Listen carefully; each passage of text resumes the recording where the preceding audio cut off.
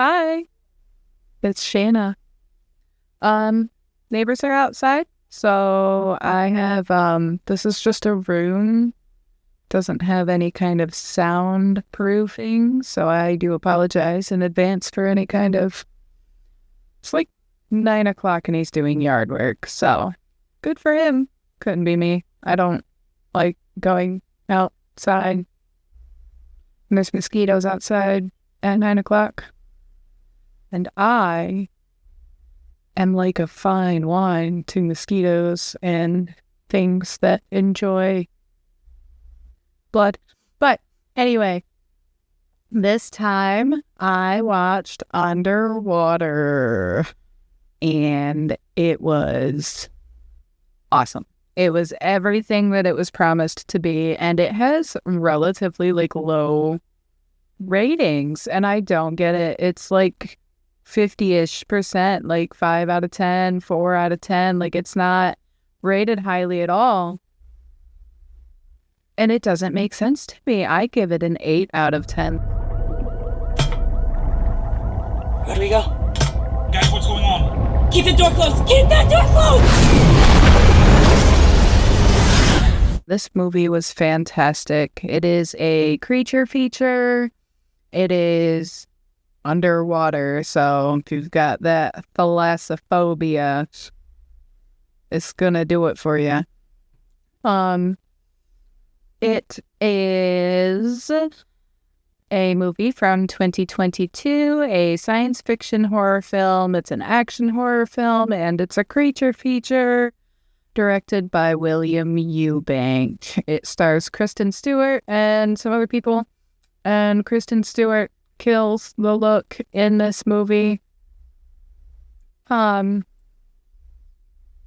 It starts out running, and it does not quit the whole time. I was on a Reddit thread for it, reading through right before I started recording. I should probably stop kicking my foot.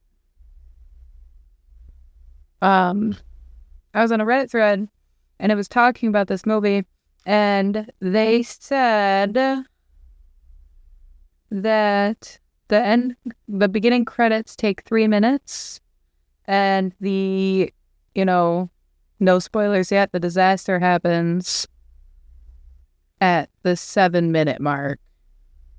So this movie hits the ground running at 7 minutes, and it just is constantly building tension and just keeping you on your toes, on the edge of your seat, you biting your fingernails. I don't bite my fingernails, but it's nerve-wracking. This movie is excellent, and I'm really big into the ocean. I love the ocean. I think I talked about this last time. I love shark movies. This is not a shark movie. Now, there was a really heated debate in that same Reddit thread between two users, one deleted user and a user who's not deleted, and the user was not deleted. They were adamant that this movie was not Lovecraftian horror. So the deleted user is adamant that this is Lovecraftian horror, and basically that the other guy's just being a snob about Lovecraft. And somebody else said, so what? Was it just not racist enough for you to be Lovecraft? And I thought that was a top tier comment. And I just wanted to share that with you. So this movie starts out, and they are in a drilling operation facility. So a mile away from where we start the movie, there is a giant drill that is drilling down into the Mariana Trench. And then at the 7-minute mark, there is some kind of major damage to the facility that they're in. And it just immediately Kristen Stewart. She's running down the hallway. It's action-packed. She's banging on doors, trying to wake people up, trying to save lives. The building that she's in is literally imploding around her. She's sliding across the floor, and it's just action-packed from the jump. And I love movies like that because they really do keep me on my toes, and I want to watch it. I need to know what happens next. So I really enjoyed that about this movie. They find some other survivors, and then they have to escape. And the only escape they have is literally walking across the ocean floor for the 1 mile down and 1 mile over drill facility in the hopes that there are escape pods that they can use to get back to the surface of the motherfucking ocean. And chaos ensues. And I thought it was wonderful. I thought it was fantastic. Absolutely go watch it. I actually rented it. It was my gift to myself on Mother's Day to rent the movie on Prime. So that's how I saw it.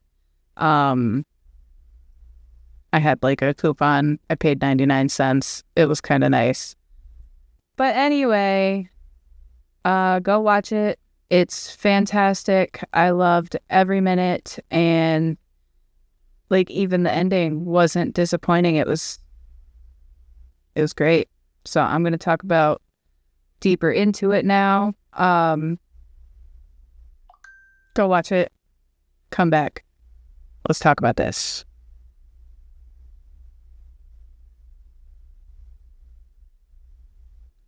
Okay, so they start so much, right? And then we get this dude, and what's his name?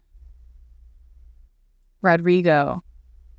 So she finds Rodrigo, and then she finds Paul, and like she has to like kill all the people, and like it just starts like the feeling of panic. Like I'm not sure that we should hold, Bella Swan against Kristen Stewart anymore. Like she was a child. Let's get real here. But she still has the same mannerisms. Like she still acts the same. Like that's just who she is as an actress, as a person, or whatever. Like those are just her mannerisms. And I think it's funny that we make fun of them so much in Twilight, but they actually fucking fit in this movie because like the panic that you have got to be feeling knowing that you are probably going to die, knowing that you are about to use equipment that is not designed for this use that you are about to use it for. You are at any moment just going to be nothing. And then you step outside. And like then Rodrigo dies. And I love him as an actor. He was in that Archive 81, I think it was called. That was great too. But he's such a great actor, and I was really sad that, like, he died automatically. And she says he knew that the helmet was busted, and did he? Because that's so devastating. There were so many more helmets. Like, no other helmets were good. Was it just, like, he just knew he was... Ugh. Moment of silence for Rodrigo. So they get out. And then there's this moment where it's like just Kristen Stewart's face. And I'm thinking to myself that Kristen Stewart is like an odd choice for an actress for this film, but it worked because of her mannerisms. Like that's like, it felt more kind of realistic to me that she would kind of react that way because like that's just how I feel that someone might react. Like she reacted in a believable way. Like she had a very good performance, in my opinion. And I really thought that she was a good choice. I do think that the movie did a good job of also like, so it jumps right in and it gives us these characters, but it makes us care about them, like, immediately. You know, like, I was sad when Rodrigo died instantly. Like, made me sad to lose the character so quickly. And I barely know the dude. Like, I've known him for 10 minutes. And so, like, I loved that because I really did, seem to care about the characters themselves. And yeah, so, like, losing them was harder. But, like, they're gonna die. So they find the body. They find the creature, and she's fucking touching it. And, I mean, ugh, the thing just gave me the creeps. It was weird looking. It was a good little creature.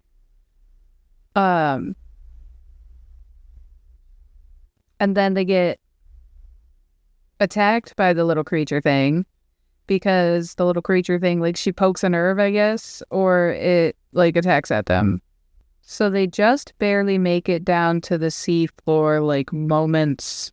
Like, they don't even make it all the way down the elevator before the nuclear power plant generator thing explodes above them and destroys the facility. So the problem with that,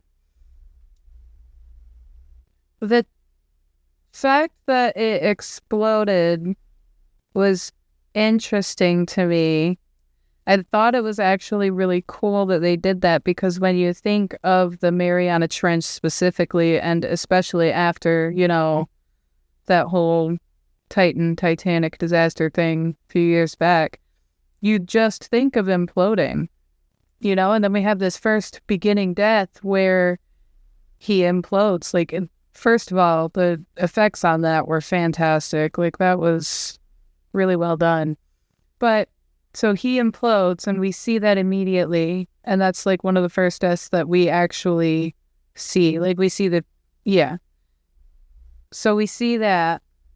So then we kind of, like, associate the depth that they're at with implosion. But there's only 2 actual implosions for the movie, other than, like, the facility imploding in on itself in the beginning. And then, but we see 2 implosion deaths. And they're both so well done. But then to have the nuclear reactor explode instead, I thought that was a very interesting thing to do.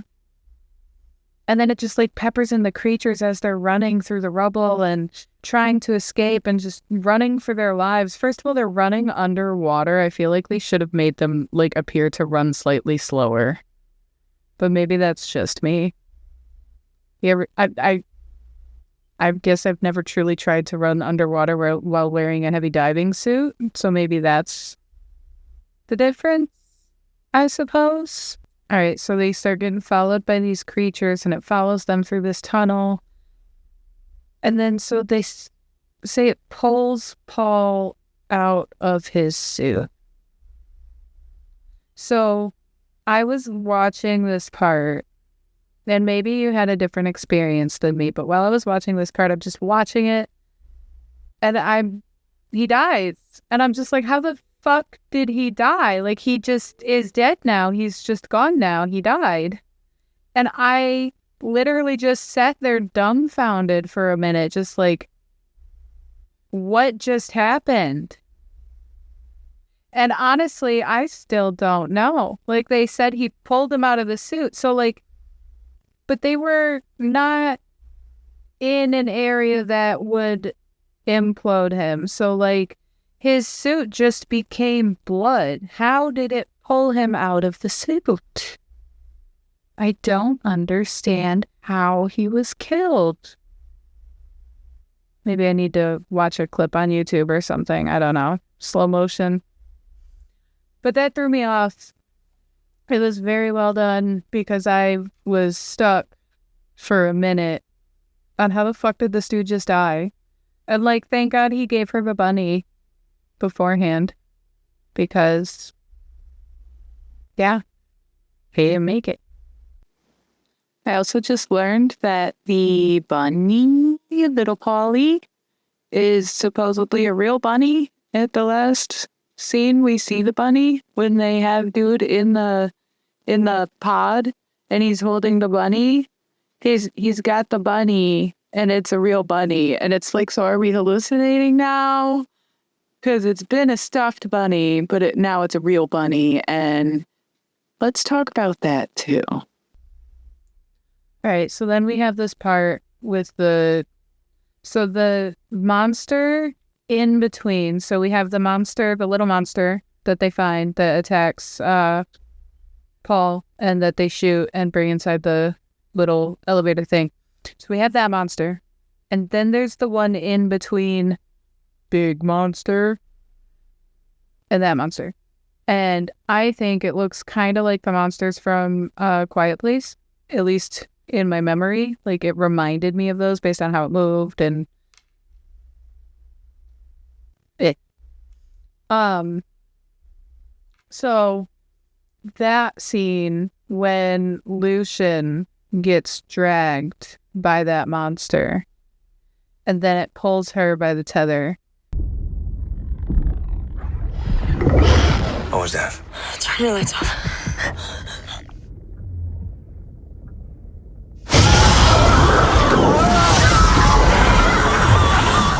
So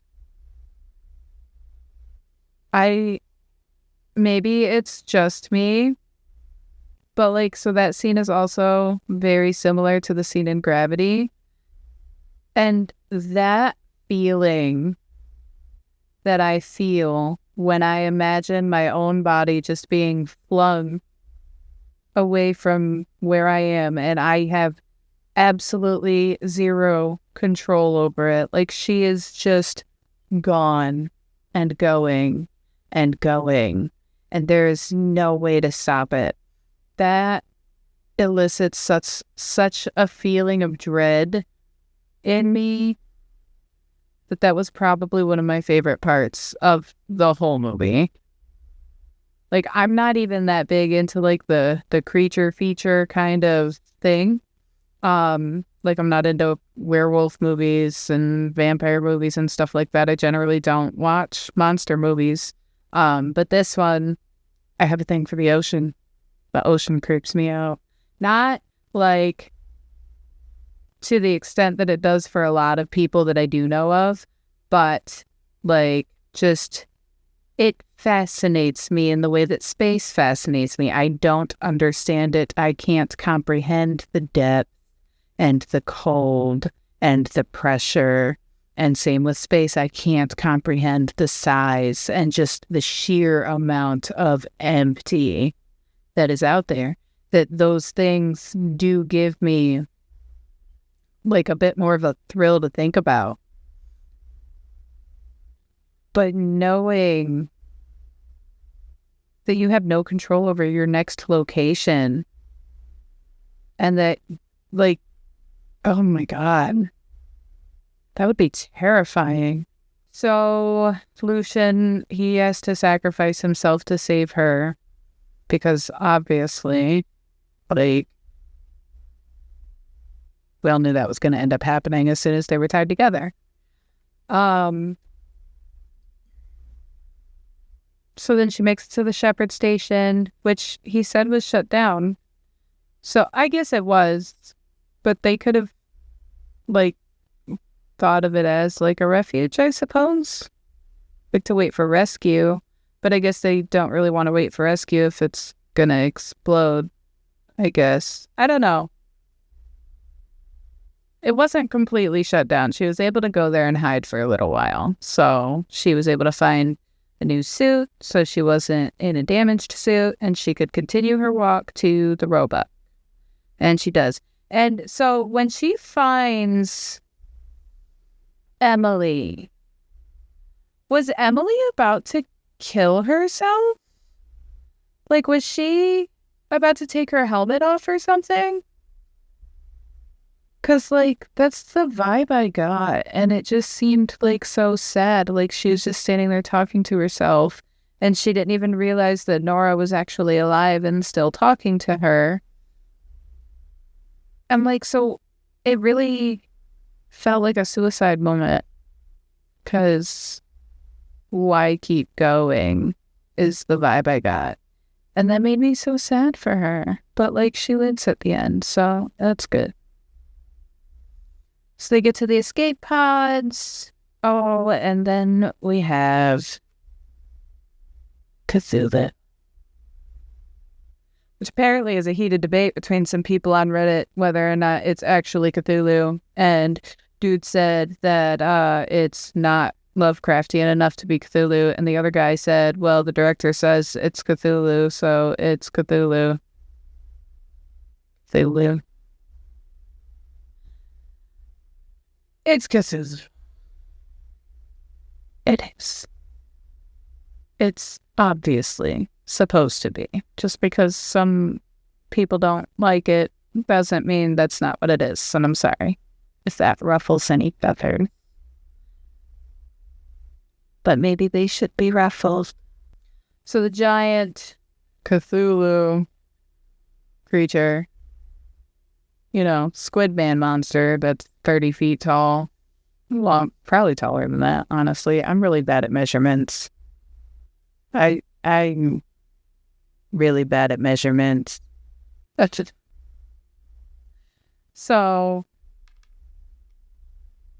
this motherfucker creates more little creatures to follow the escape pods.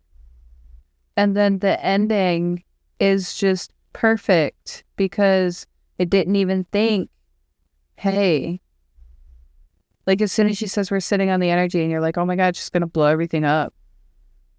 Like, that was such a definitive I loved that moment.